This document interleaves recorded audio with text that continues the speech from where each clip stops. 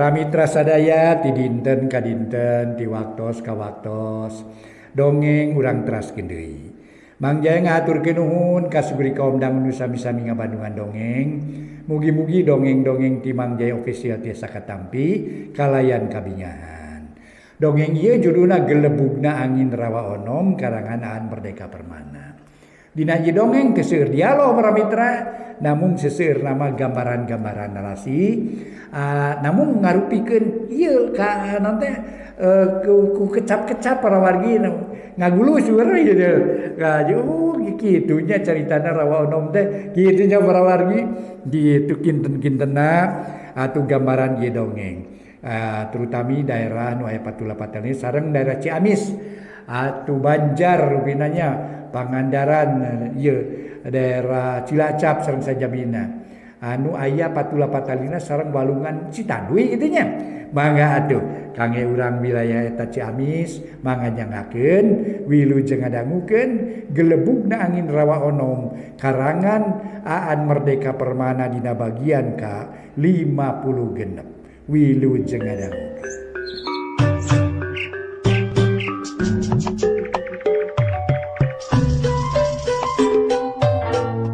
Para mitra pamiarsa wilujeng tepang dangu sareng acara matuh dongeng enteng pang beberahmana. Mang Jaya sapara kanca bade neraskeun hanca dongeng nyaeta hiji dongeng karangan Aan Merdeka Permana dina judulna Gelebugna Angin Rawa Onom.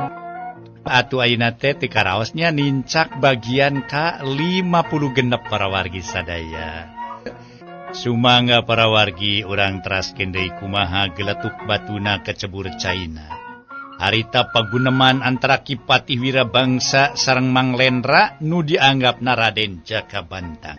Para wargi anu mulia, barang Kipatih nyebutkeun geus ngarempak aturan. Atuh para mitra sadaya nyebutkeun kitu di antarana da memang eta teh meunang laporan tinu janten putra ti ingkang putra nu Raden kaslah Raden Jaka Sampireun anu ngarasa keheul cenah para mitra sadaya ku Jaka Bantangin nepi ka manehanana atuh cenah para wargi ngadoni kanu janten bapa ka ingkang Rama Kipatih Wirabangsa.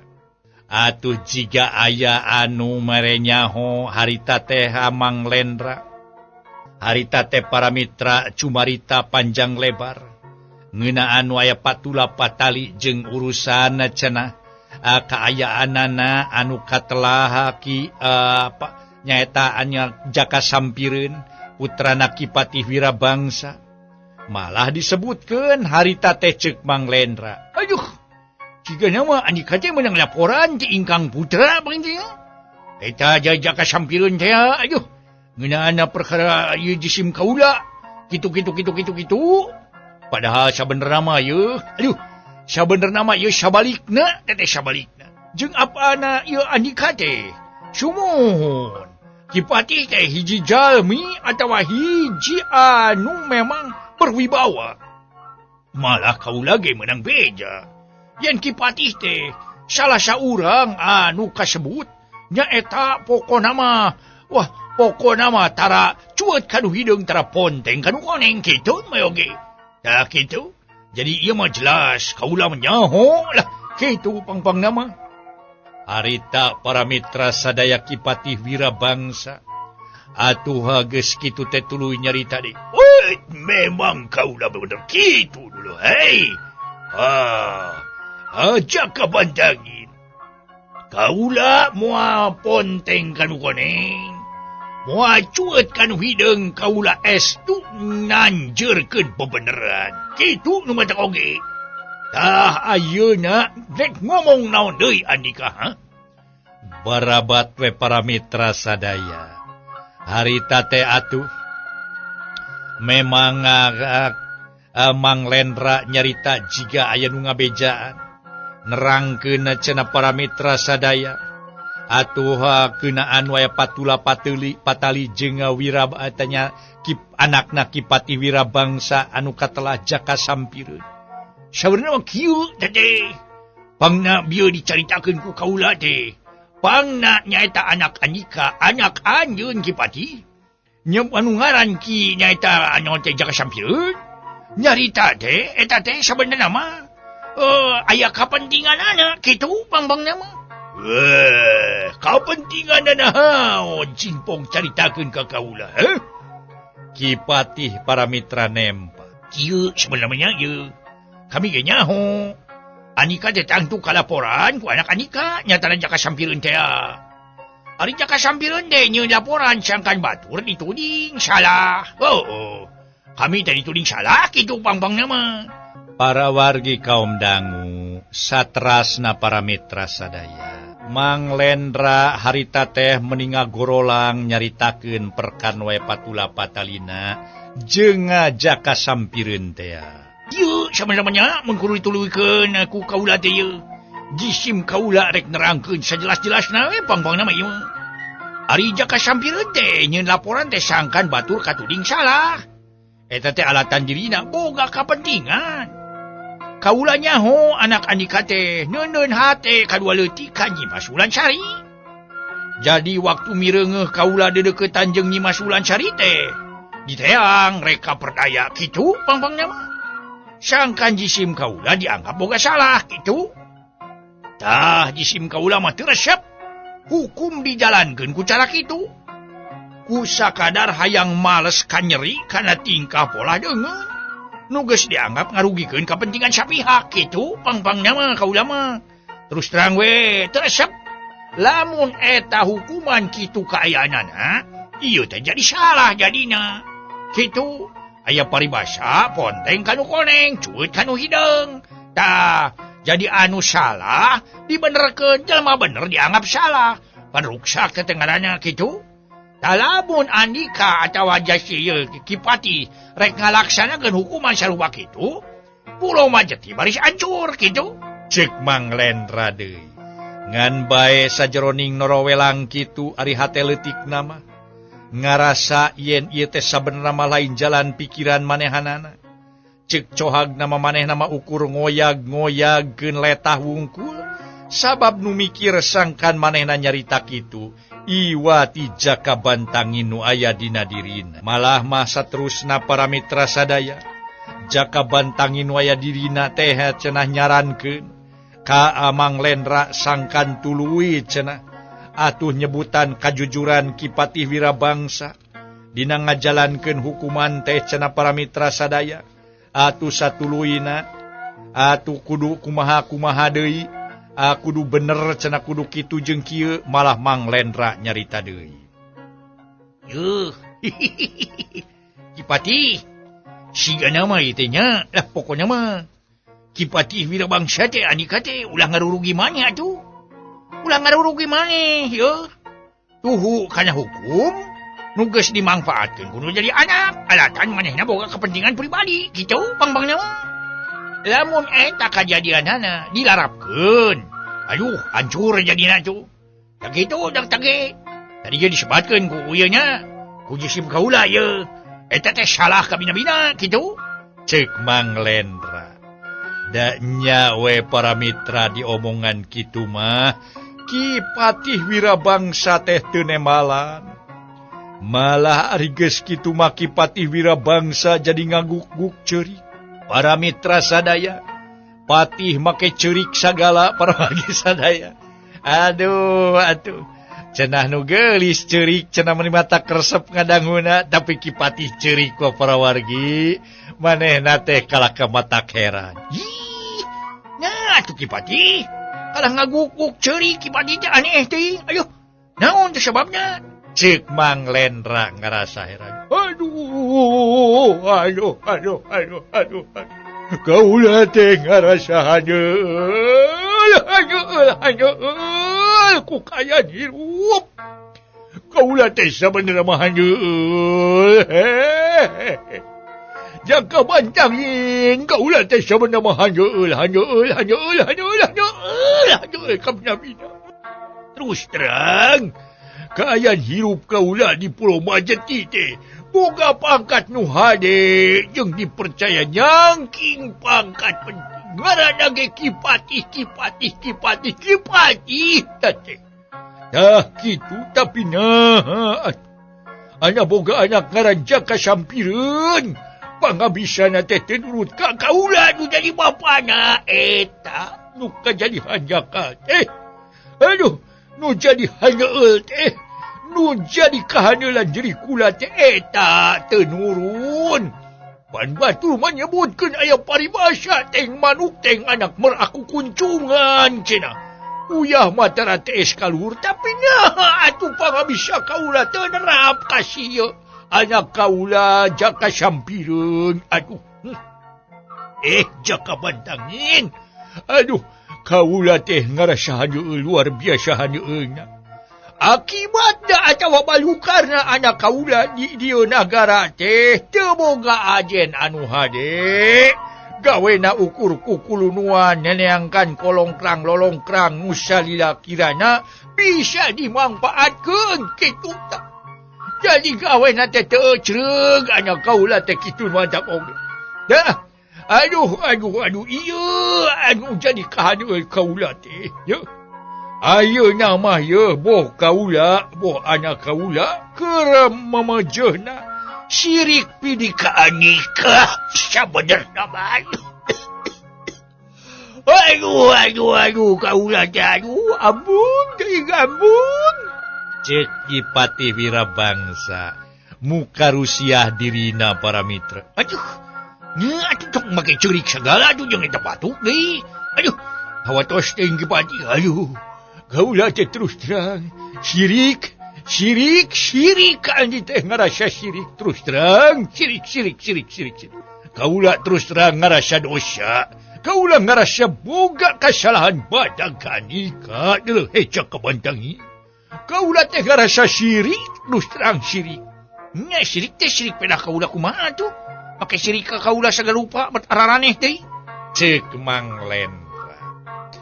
Tapi para mitra sabenerna mah Mang Lendra geus ngajudi yen Kipatih Wirabangsa jeung anakna teh keur sirik pidik ka Jaka Bantangin teh lain ka dirina. Ngaso deui para wargi sadaya. Ngaso deui ngaso.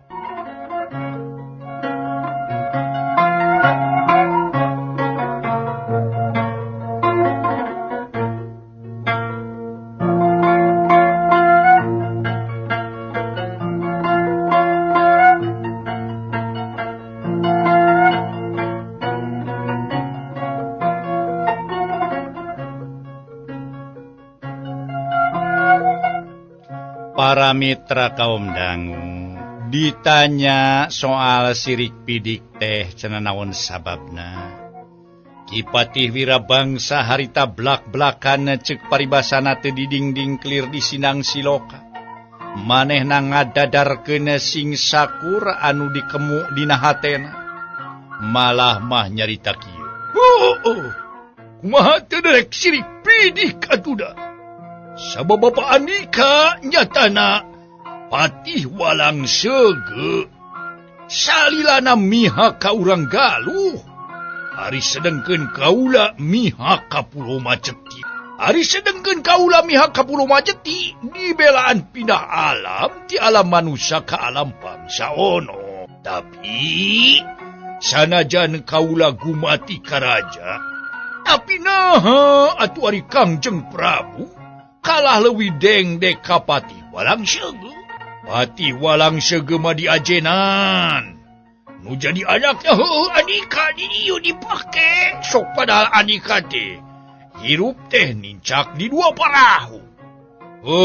Nincak di dua parahu. Suku sabelah aya di alam manusia. Sabab Andika gumati ka kerajaan Galuh. Tapi suku nu sabelah satia satu ka Pulau Majeti. Nyimas Wulansari nu tadina hartina mika cinta ka anak kaula ge akhirna jadi pindah mika cinta ka Andika. Tak kitu geura deuh kumaha kaula teu nyeri hate, rek kumaha kaula teu ngarasa sirik pidik ka Andika Jaka Bantangin. Cek Patih Wirabangsa bari nyusutan Cipanon para wargi. Memang eta kajadian teh para wargi sadaya digambarkeun ku Pati Wirabangsa malah masanggeus atuh cenah ang obrolan eta panjang lebar tungtung nama para wargi sadaya Ki Patih Wirabangsa antuk nama tetulus nibanan hukuman nyaeta ka Mang Lendra teh nu dianggapna Raden Jakabantangi da ngaku cenah Ki Patih teh geus nyieun hiji kasalahan anu kasalahan eta atuh kacida cenah badagna lantaran manehanana geus cueut kanu hideung ponteng kanu koneng hartina mah henteu teger dina nanjeurkeun aturan nagara apa nu salahna teh ayana dinu jadi anakna tapi naha anakna cenah diantep karep sedengkeun kasalahan ditimpakeun ka batur nu matak sanggeus nyarita panjang lebar jeung menta dihampura nya tungtung nama Mang Lendra alias Jakabantangin da para mitra nya undur ti eta patempatan para wargi atuh geus sakitu mah harita teh harita para wargi sadaya atuh sanggeus di perjalanan malah sabada ngabandungan eusi hate Ki Patih Wirabangsa nu sarupa kitu Mang Lendra ngarasa kagagas oge. Patih Wirabangsa jalma nu hayang satiasa tuhu ka nagara. Tapi hatena keur marojengja sabab aya hal-hal nu teu sampurna kahontalna. Manehna manghandeulekeun kana kaaya nu jadi anak sabab pangajena teu bisa mapakan dirina salaku bapa. Ari kuduna mah cenah pangarti bapa teh turun kanu jadi anak. Aya paribasa teng manuk teng anak meraku kuncungan. Tapi naha atuh ari pangarti manehanana malah kajujuran dirina geuning teu turun kanu jadi anak. Malah sabalikna kalakuan Raden Jaka Sampireun teh toja iah pisan jeung adat pangadatan nu jadi bapa anu jujur dina tingkah saparipolahna. Nya geus kitu mah di perjalanan oge para mitra sadaya malah mah Mang Lendra teh ngan saukur ngalamun we teu karasa geus anyog ka patempatan hiji tempat manehna cenah disadiakeun ku Kangjeng Raja Prabu Selangkuning. Harita ge atuh Mang Lendra alias nu disebut Jakabantangin teh make jeung ngalamun dina jero hatena. Heueuh, lamun mah aing teh nyaan Jakabantangin. Tentu aing ayeuna keneh bakal bisa nyokot putusan. Tapi pan aing teh ces lain Jakabantangin. Aing ukur Mang Lendra urut badegana juragan Bendarawadana Rancah. Terus terang we aing mah lain Jakabantangin, aing mah Mang Lendra aing teh. Kumaha hanya aingnya tungtung nama kitu salah we pikeun aing mah yeuh heran jeung aing ya kumaha aing nyokot putusan ayeuna yeuh aduh heueuh sedengkeun apaan aing teh ditawaran kudu jadi raja teh Prabu Selangkuning hayang harta banda hayang tahta jeung wanita pek teh teuing tiluanana ge cenah aduh nya kudu kumaha aing teh meureun lamun tiluanana dicumponan aing kudu cicing di Pulau Majati. Jadi bangsa ono mun kitu meureun. Yeuh. Kudu kumaha nya aing yeuh? Hese aing yeuh. Mutuskeunana yeuh. Jeung deui apaan lamun seug aing Jakabantangin yang geus we putuskeun aing tetep di Pulau Majati. Tapi aing masih Lendra. Aing mah urut badegana yeuh. Badega juragan Bendarawadana Raden Bratanagara kitu. Ceuk pikir Mang Lendra. Para wargi anu mulia, harita teh sabot Mang Lendra mikir kitu. Anak teh katorolang kadenge sora Jakabantangin mairan, kana eusi hate Mang Lendra. Lamun diri andika teh Jakabantangin, kira-kirana andika dek nyieun putusan kumaha? Cek sora Jakabantangin. Harita kene dijawab ku Mang Lendra jero hatena. Nya kula mah bakal nyerenkeun Nyi Masulan Sari we ka Jaka Sampireun. Ku jalan kitu eta Jajaka bakal ngarasa boga ajen. jeung Pati Wirabangsa ge bakal ngarasa sugema. Jeung ngarasa agul. Yen nu jadi anakna diajenan cintana ku Nyi Mas Wulansari kitu. Tah, pan Nyi Mas Wulansari teh nyata-nyata putri raja. Di mana manehna ngarangkep hubungan antara raja jeung Kipati mangkin deukeut kitu pangpangna mah. Cik Mang Lendra. Ngadenge pamadegan Mang Lendra kitu jaka bantangin kalah ka seuri.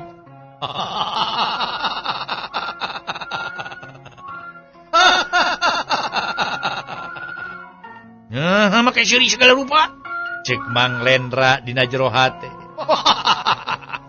Sabab Andika mikirna keur ngawakilan diri Andika salaku manusia biasa. Beda deui lamun Andika bener-bener jaka bantangin. Cek jaka bantangin. Lama ngerti we kana omongan Andika bieu teh jaka bantangin. Naon maksudna teh? Andika ngomong sarupa kitu teh? Cek Mang Lendra deui. Nya, sabab Andika mah manusia biasa. Pancek Andika kamari ge, moal bisa manusia kudu kawin jeung awewe makhluk gaib. Boga pangrasa kitu, Andika bakal boga kakuatan. Pikeun galepaskeun cintana Nyi Mas Wulansari. Kitu bae. Ari sedengkeun kaula mah teu sarua jeung Andika kadudukanana ayeuna. Cek jaka bantangin. Lain ari Andika teh bangsa naon atuh? Cek Lendra deui. Soal kaula bangsa manusia lain. Tapi bangsa gaib lain deui. Atawa sakurang-kurangna kaula teu sabangsa jeung onom. Cek jaka bantangin para mitra sadaya, mungguh matak bingung para wargi sadaya keur diri Mang Lendra. Para mitra pamiarsa, keur sababaraha waktu mah para wargi Mang Lendra masih kene bingung mikiranana saha ari jaka bantangin nu sabenerna. Sanajan nya ku jaka bantangin geus disebutkeun yen manehna teh lain bangsa manusia tapi henteu kaasup bangsa onoma atuh. Heueuh lamun nya kitu atuh asup bangsana nahaon eta jaka bantangin teh para mitra. Nya make bisa cicing di dua alam. Pancek batur ge sakali mangsa cicingna di alam manusia, tapi sakali mangsa deui bisa cicing di alam bangsa onom. Nah sabenerna bangsa naon ari jaka bantangin para wargi. Harita ge Mang Lendra teu boleh hayang nyaliksik eta lalangse. Lamun manehna keur sorangan sok nyamat-nyamat jaka bantangin, sangkan daek hadir ngilu ngobrol jeung manehna. Tapi nu disambat teu daek datang bae. Nah saban aya kajadian nu kumaha jaka bantangin ngadatangan diri Lendra, weleh teu bisa dikira-kira para wargi. Nepikeun ka dina hiji waktu mah, waktu Lendra geus dionang deui, diogan deui ku Nyi Mas Wulansari harita teh. Malah mahareupeun Nyi Mas Wulansari Mang Lendra harita tumanya.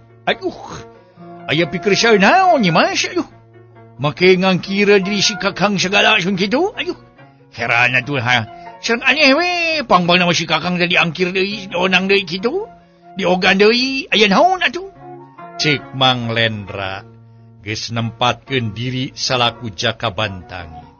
Sumuhun mana salira diogan oge, kumargi jisim abdi gaduh kapanasaran ka diri salira. Panasaran perkawis naon atuh Nyi Mas? Mangga atuh geura carioskeun. Wakcakeun we ka diri si Kakang masing balaka lah. Pokona mah ulah aya nu simput salindung di sinang siloka pakanya. Ki ginaha aya naon su? Nah kapanasaran naon ka diri kakang teh? Nah, naon teh eta teh na aya Rusia kumaha suhu mangga carioskeun atuh. Wakcakeun masing balaka pokona mah. Tadi ge disebatkeun ulah didingding kelir di sidang sidoka. Tema Mang Lendra sanajan omongan bieu rada dibantah ku hatena sorangan. Dina ayana oge jisim abdi mah moal bade ngorehan Rusia salira kakang. Mustahil aya anu teu gaduh Rusia. Sasaha oge ari Rusia matangtos kagungan. Ari Rusia teh nyaeta hal-hal anu ngan ukur janten pangwangeruh pangwaruh muhun pangaweruh diri sorangan we tu kakang. Nu disebat Rusia mah diri batur mah teu terang-terang kitu. Tur dugi ka maot oge moal dibolekerkeun ka batur. Eta namina Rusia. Atuh ari disebat Rusia bari dicarioskeun ka batur mah sanes ge Rusia. Kitu nu mawi oge kakang. Janten setiap oge anu hirup mah tangtos bakal kagungan Rusia. Ngan Rusia eta kumaha-kumahana ge teu aya nu terang. Hanu kitu tangtos moal kaboker, sareng sasage moal mampu ngabokerna kakang. Kitu nu bagi oge ceuk Nyi Mas Wulansari para wargi sadaya. Harita teh teu kabade ku Mang Lendra naon maksud eta omongan Nyi Mas Wulansari. Teu kabade teu kateguh naon maksudna omongan Nyi Mas Wulansari sarupa kitu.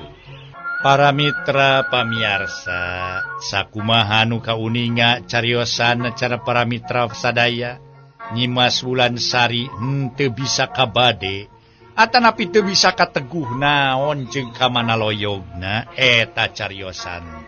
Para mitra kaum dangu, Mang Lendra tungtungna nyarita deui. Aduh, kumaha tu Nyi Mas lah.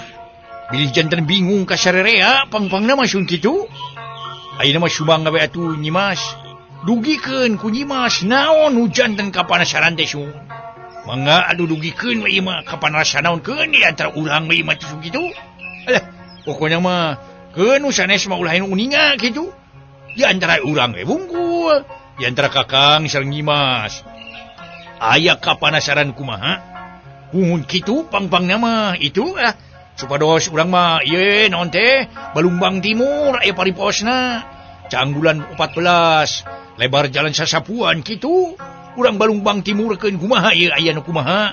Kumaha atuh jalana atanapi kedah kumaha? Dina ngoneng rekahanana kitu pangpangna mah.